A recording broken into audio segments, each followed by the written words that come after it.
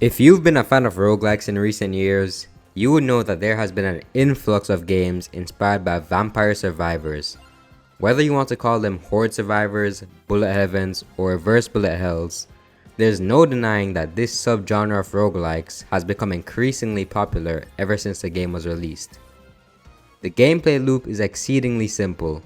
The player is surrounded by hordes of enemies and must survive a certain amount of time in order to win, collecting resources by killing enemies along the way to increase their power.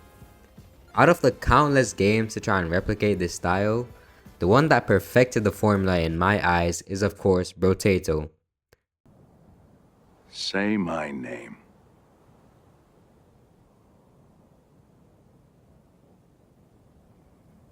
Brotato.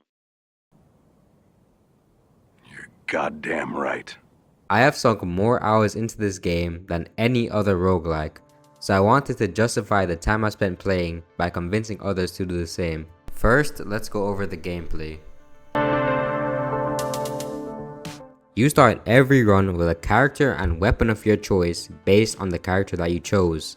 You must then survive 20 waves in an enclosed arena surrounded by enemy aliens in order to win. The first wave is just 20 seconds, but builds up to 60 seconds at wave 9. Between each wave, you may increase a stat upon leveling up, and then you may enter the shop where you can buy items and weapons with materials earned throughout the wave to strengthen your build. The game also has 6 different difficulty modes, from D0 to D5, with a new difficulty being unlocked whenever the previous difficulty is beaten. As the game ramps up in danger level, new enemies are introduced, basic enemies become stronger, and special waves with increased amount of enemies and mini bosses appear. Although it isn't anything groundbreaking, it definitely does enough to set itself apart from other games in the genre. But we haven't gotten to what really makes this game generational, which is its variety and uniqueness. Brotato has 48 unique characters, 62 including the DLC, that all have differing abilities setting them apart from the rest. The simpler characters will typically just provide a stat increase while decreasing another, pushing your build into a specific direction. One such character is the Ranger, which increases the range damage that you gain by 50% while decreasing the amount of max HP you gain by 33% and preventing the player from using melee weapons. However, the game is also filled with complex characters that completely change the fundamentals of the game and completely transform your playstyle. The Pacifist character literally removes all damage and instead gives you materials based on how many surviving enemies there are. The Arms Dealer makes weapons dirt cheap but destroys all your weapons every time you enter the shop. And the Streamer, I don't even want to get into him.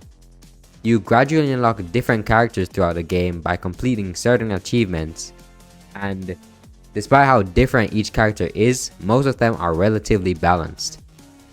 Each time you win a run with a character, you unlock an item related to that character, which leads me to my next point, the game's items. Brotato's insane variety continues with 177 items, and similarly to the characters, the more basic items will just increase certain stats while decreasing another, but there are also more complicated items that will provide special effects rather than just a straight up increase or decrease. One of the strongest examples of this is Baby with a Beard, which fires bullets from enemy corpses upon death based on the range damage that you have. With most of the game's items, there is some form of trade-off which makes decision making a lot harder and forces the player to really think about the benefits and drawbacks of each item. The items also have different rarities, starting with grey for tier 1, blue for tier 2, purple for tier 3, and red for tier 4.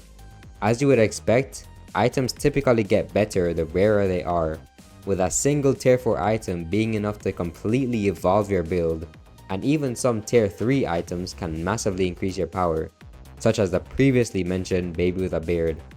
Despite the massive range of items and differing rarities, I never found myself getting holed over by bad luck and consistently get good items in every run.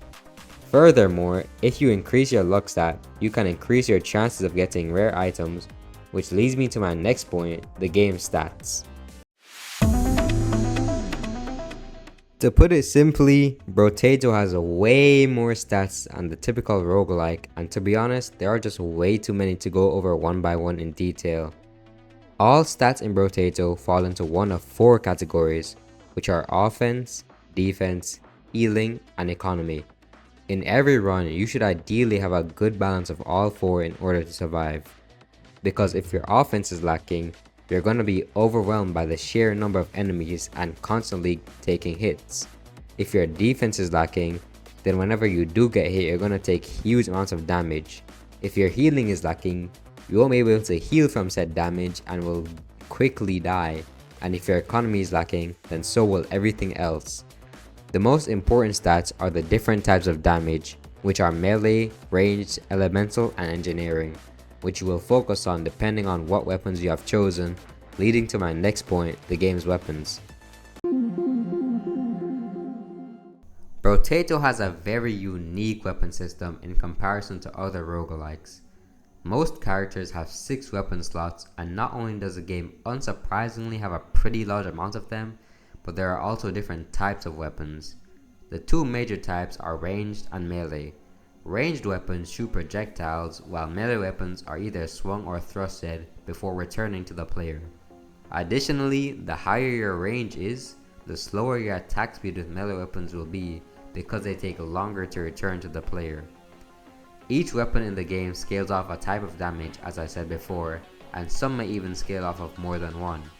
Each weapon also has a different category, and the more weapons of that category you have, the bigger the increase to your stats is based on what category it is. For example, the more precise weapons you have, the bigger the increase to your crit chance, and the more ethereal weapons you have, the bigger the increase to your dodge and the decrease to your armor. Speaking of ethereal weapons, they also have the special effect of increasing a certain stat based on the number of enemies killed during the wave, and many other weapons in the game also have special effects like this, which are also upgraded with the rarity of the weapon. In order to get a rarer weapon, you can either just buy it in the shop or combine 2 of the same weapon. Some other special effects are the slingshot, which has bouncing projectiles, the wrench, which spawns turrets that scale off of engineering, and the thief dagger that has a chance to drop 1 material upon killing an enemy with a critical hit. There's a lot more detail I could get into with this game, but those are for future videos. In conclusion, when you combine a huge roster of characters, a fantastic selection of items, an elaborate stat system, and a complex weapon system, all with an infallible gameplay loop, you get Brotato. It's currently on sale for just $3 on Steam, so I hope I convince you to cop the game immediately. And if you liked the video, please drop a like and subscribe for more.